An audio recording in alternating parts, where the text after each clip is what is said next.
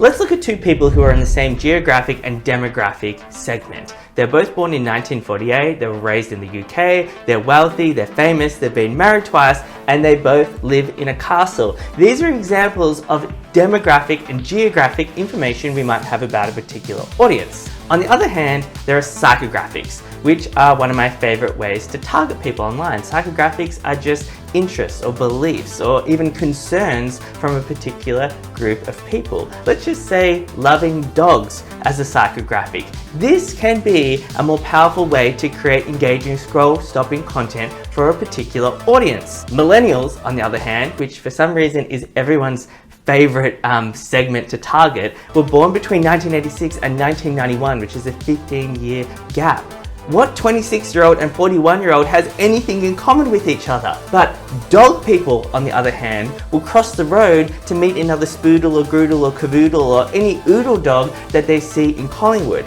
That's because psychographics are more powerful than demographics. No one comes up to you and goes, wow, we must be friends because we're the same age and gender. It's not as interesting as having the same kind of dog or just loving dogs, which tells me it's a really great way to connect with content and people online. If I know you live in Melbourne and you love dogs, I can create a piece of content about this awesome new cafe that sells doggy chinos so you can have brunch with your dog, or the 7 best dog parks in Melbourne, or this awesome new dog meetup in Carlton happening this weekend.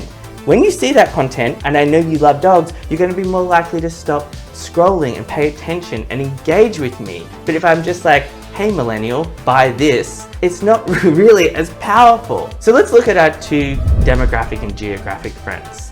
This is of course Prince Charles, but it's also Ozzy Osbourne. And when we're thinking about demographics, it's really easy to go, well, everyone with this much information in common must be the same person. But of course they're not.